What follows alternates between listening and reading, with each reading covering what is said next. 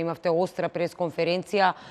Според она што вие го кажавте на пресконференцијата, се работи за политички мотивиран процес кој нема никаква врска со докази и со случај, туку е насочен директно кон успешниот градоначалник господин Талевски.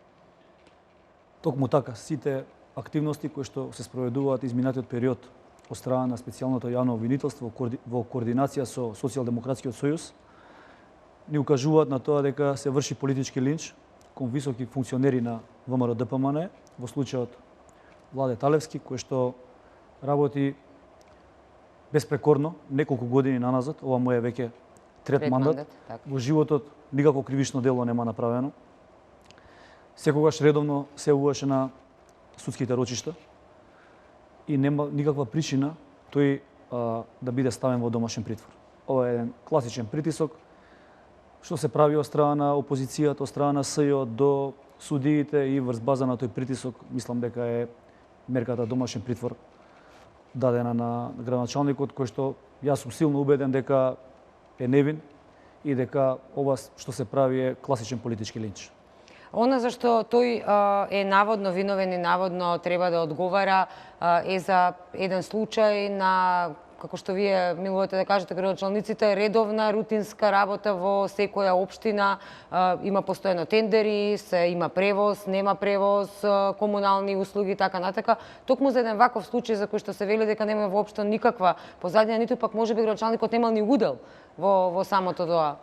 Апсолутно е така. Градоначалникот никаков удел нема во јавните набавки. Тие согласно Законот за јавни набавки се спроведуваат електронски. Најповолниот понудувач што ќе победи на тендер си ја реализира таа јавна набавка, така што се што се прави изминативе неколку месеци во насока на дискредитација на Владе Талевски има политички карактер, како што кажав предмалку, и тоа нема врска со правдата и мислам дека многу брзо ќе го видат тоа и граѓаните на Република Македонија. Кога сме тука, господин Коневски, морам да ве прашам, ќе ме извините, и вие сте градоначалник. Велите се прави хајка од специјалното јавно обвинителство врз вас, меѓутоа хајката еве ја прават. Ова е дамка на имиџот, на лицето, на кредибилитетот кој што има господинот Талевски. И еве и да 99% да сте сигурни дека тој не е виновен, сепак кај многу од граѓаните ќе постои 1% епа му одредиле домашен притвор. Како можете се заштитите како градоначалници од овој притисок, бидејќи еве ви се случува? Ето, ова е едно време кое што пред се нападнати се високите функционери на владеачката партија, на ВМРО ДПМН. Вие сте сами сведоци дека изминатите 10 години во владата на Република Македонија не беа партиципиенти само членови на ВМРО ДПМН. Беа и на други политички партии, на ДУИ и други наши коалициони партнери. Сведоци сте дека против ниту еден друг кој што е од друга политичка партија, кој што бил дел од владата изминатите 10 години, не е поведена постапка од страна на специјалното јавно обвинителство, освен на членови на ВМРО ДПМН, на високото раководство и на одредени градоначалници кои што се авторитети во своите места, како што е градоначалникот на Битола. Истакнати луѓе со многу проекти зад себе, имиња. Истакнати членови, и тоа е се во насока на престојните парламентарни и локални избори кои што идат. Лично се иде на класична дискредитација на личности кои што имаат позитивно мислење помеѓу граѓаните и кои што нормално се од ВМРО ДПМН. Целта е да се наруши кредибилитетот на тие луѓе, а со тоа и да се намали рейтингот и довербата на граѓаните во партијата. Имате ли опција да реагирате, бидејќи се знае судските спорови траат многу долго. Дури и на крајот, еве и вие верувате дека ќе се докаже дека сето ова билоисценирано и дека нема никаква одговорност, меѓутоа по 1-2 години доколку се докаже невиност и доколку се докаже дека се ова навистина било безпотребно, сепак 1-2 години ќе поминат, изборите ќе поминат. Имате ли опција како да се заштитите претходно, дали можеби реагирате до меѓународната заедница, бидејќи сепак СЈО е дел од Пржинскиот договор? Мислам дека меѓународната заедница ја следи целокупната состојба. Каква ќе биде нивната реакција, времето ќе покаже. Важно е ние да се надеваме дека судството нема да подлегне на притисоците на специјалното јавно обвинителство, кое што е во тесна координација со Социјалдемократскиот сојуз.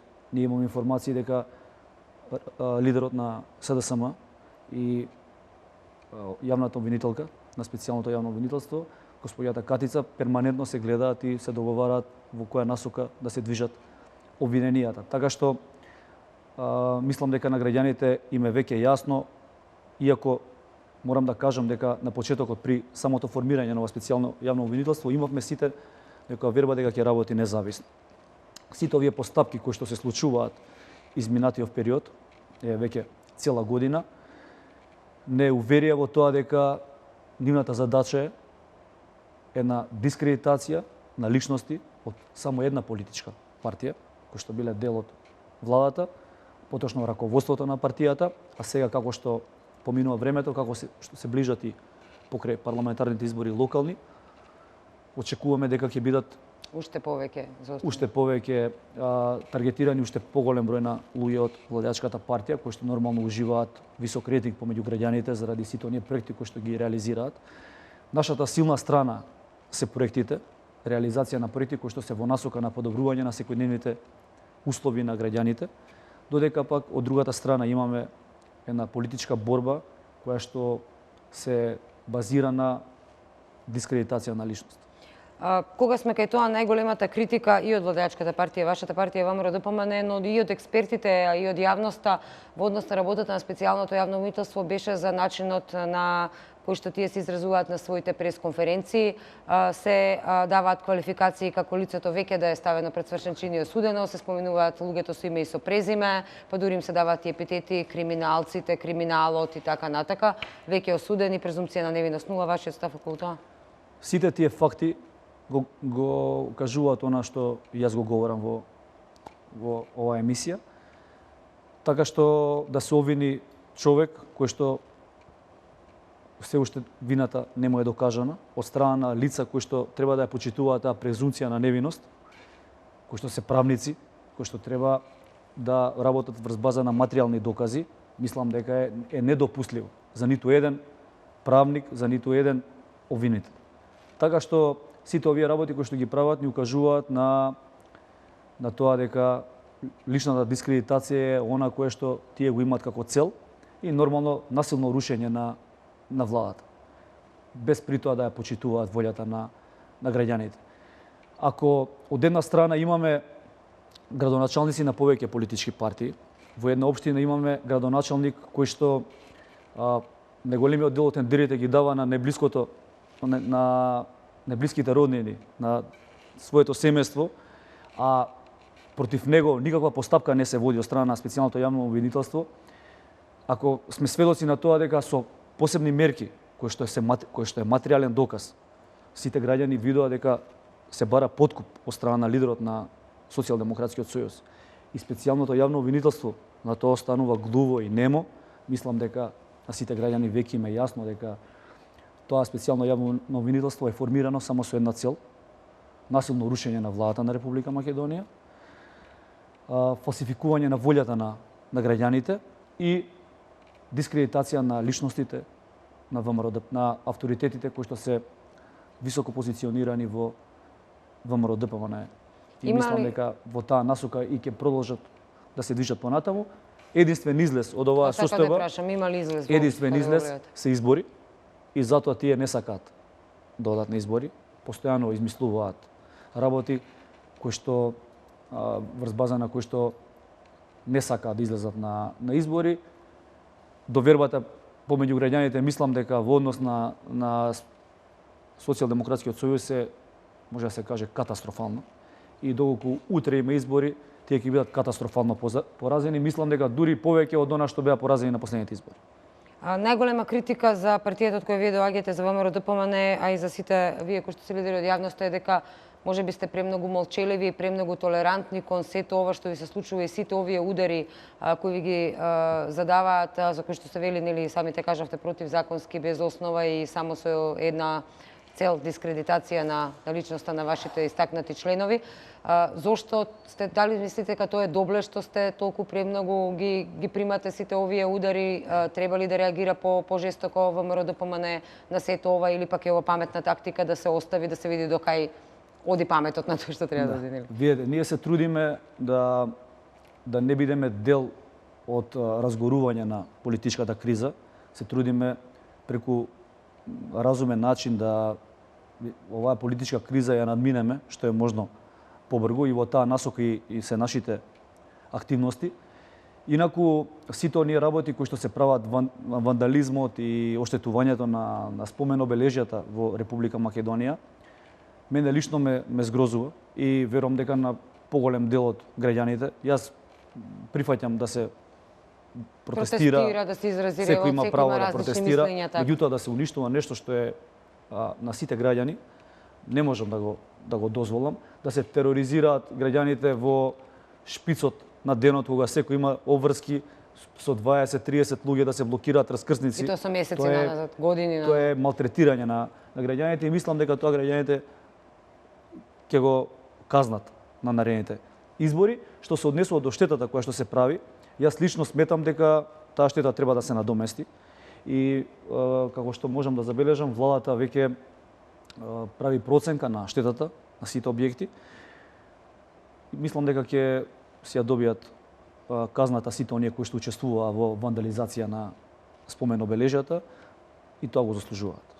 Убедени сте дека сите овие прљави игри народот ќе успее да ги види, да ги сознае како такви, дека сепак ќе излезете со главата горе после сите овие удари последните години? Убедени сте дека ќе победите на изборите? Јас сум сигурен дека ќе победиме на изборите и дека граѓаните сето ова што се прави изминатата веќе цела година, на граѓаните им стана јасно која е позадината.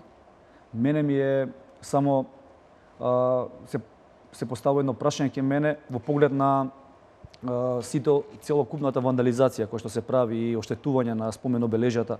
Зошто меѓународната заедница нема никаква реакција на оштетувањето на сите споменици и никаква реакција од нивна страна? Тоа ме чуди. Иако доколку тоа се направи во друга европска метропола, во Париз, во Лондон, или во Соединетите американски држави, во Вашингтон, верувајте, реакцијата на полицијата од нивна страна казните се огромни, ќе биде затворски, безпрекорна. $50,000 казна и, например... Така што,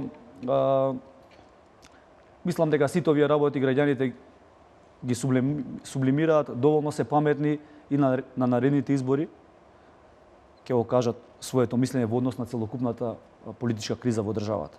Уште за крај, многу низ медиумите се врти така нареченото сценарио за рушење на владата, нели, кој што во медиумите се споменуваат и агенции однадвор ангажирани за користење на методи кои што веќе се користени во Украина, украинско сценарио или пак не знам, денеска видовме босанска шарена револуција и така натака. Дали мислите дека се работи за инструирано, организирано, можеби однадвор, или сепак ова не доаѓа од внатре и ако е однадвор, ќе имаме ли механизам да го спречиме? Ние како политичка гарнитура се бориме да вистината допре до граѓаните. Тие се тие кои што на крај ќе одлучат и ќе одберат на која страна ќе застанат.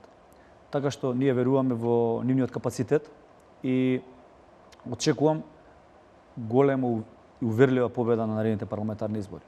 Што побрзо се случат тие избори, толку побрзо ќе заврши оваа политичка криза, која што не носи добро ниту на државата, ниту на граѓаните. Се стои поради оваа агонија во која што сме и сите сме во грч да видиме што ќе се случува, како што рековте, избори побрзо, за да конечно знаеме на што сме, нели, да тргне, да се работи, а не само да се разговара. И благодарам многу за ова доцна гостување во телевизија Нова.